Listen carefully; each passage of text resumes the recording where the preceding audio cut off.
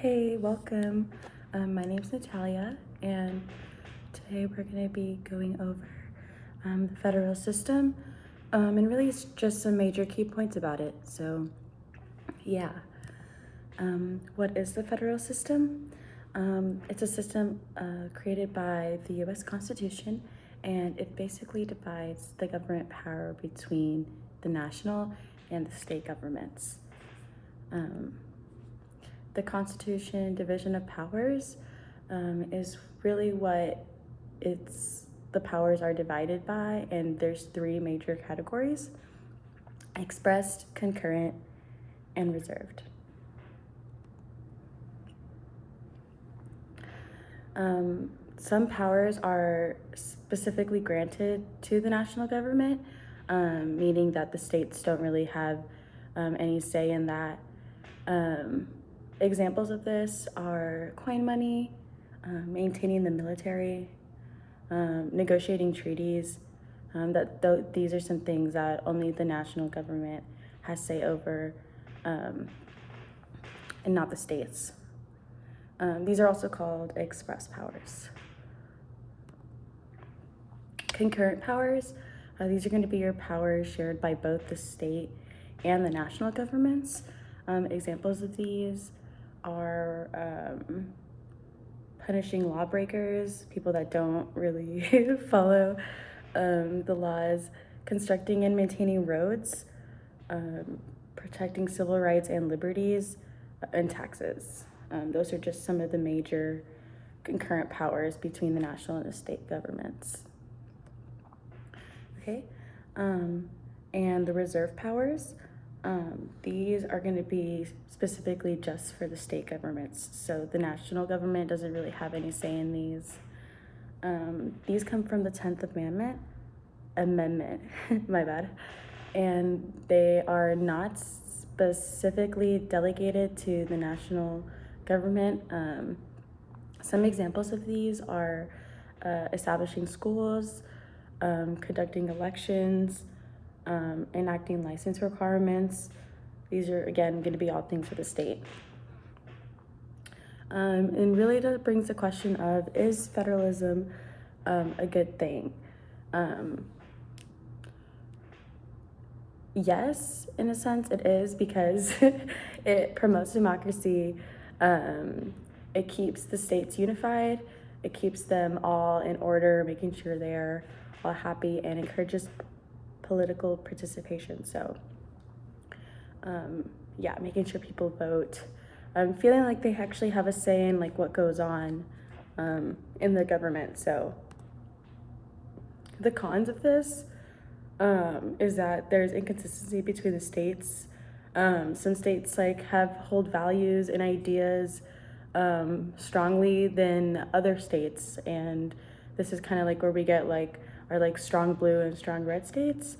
It's going to be because states a lot of the times just have clashing opinions. So yeah, inconsistency between just what they agree on and what stances they have, and sometimes this can create tension just because people aren't always on the same page. So yeah, those are some of the cons.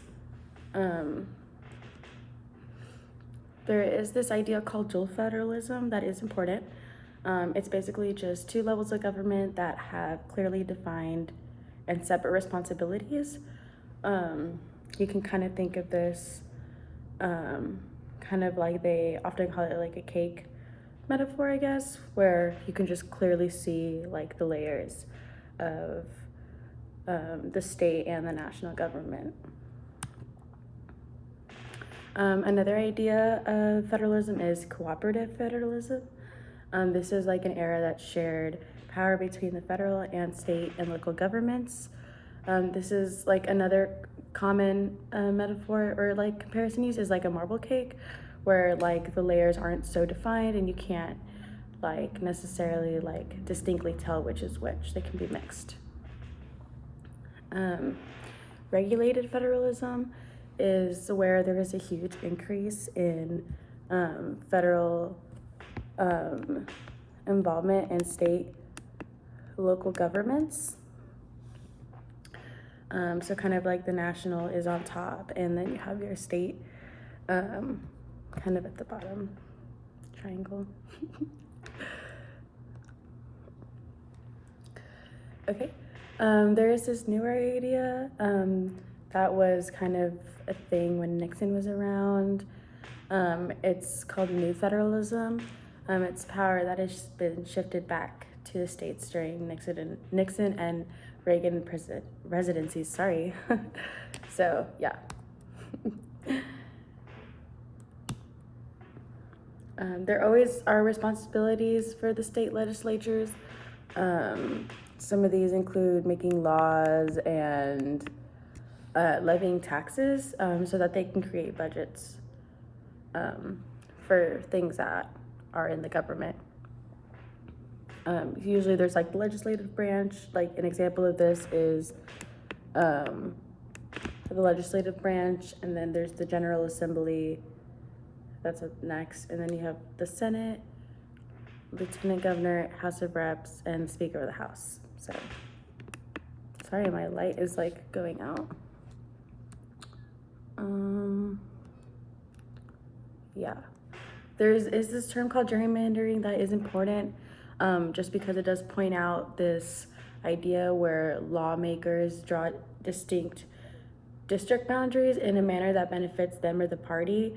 So when they aren't necessarily in the majority. So it's where you kind of just like pick and choose where to group people instead of having them all equal or just all in like a system. So yeah, that's not always good because that can be unfair and not like actually representing the population correctly. So not always good. Yeah, a redrawing of voting districts to reflect population changes. This is a form of redistricting. And this is kind of where state governors come into play. Their job is to manage the executive branch for the state. So yeah, every state has one, so at least one.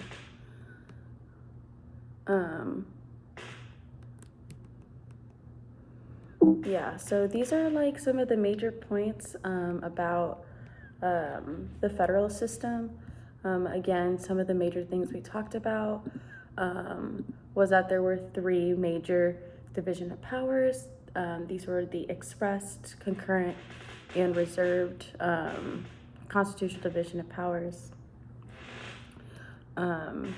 They are powers where they describe how the national and state governments split their duties or the things that they are in charge of. Express powers is where the national government has the say over the states. Concurrent is where they're mixed and they kind of share. And reversed is reserved, is where the states have the power over the national government. And then we also talked about why federalism is a good thing. It's because it promotes democracy, encourages political participation, and keeps the states unified. We talked about how one of the cons and the drawbacks is the inconsistency about the states and how they can not always be on the same page, kind of causing tension between the national and state governments. We talked about dual federalism and how you can distinctly tell the separate responsibilities. A common example is the layered cake metaphor. And then we also followed that up with cooperative federalism and how that is where the state and the national governments have shared powers. And a common metaphor or like comparison would be like a marble cake. So yeah. Regulated new federalism are also important terms. We touched on those. And how state legislatures all have responsibilities where they make laws, levy taxes, and they create budgets. And these are all kind of managed by our state governors. Yeah, and the distribution of the seats in the U.S. of House of Representatives depends on state to state. They don't all have the same number. Yeah, we talked about how gerrymandering is where lawmakers kind of draw their own districts in a manner that benefits them, and how that is not good because it doesn't equally represent, well, it doesn't correctly represent the population. And just another key point is the mayor council system. Those divide the power between an elected mayor and a city council, and a commission system. Those are qualified professionals that head city commissions, and they make decisions, and they usually are good at their jobs. They're skilled. But yeah, thank you so much for joining me on this video. Hopefully now you have a better understanding of the federal system and how it works. Thank you.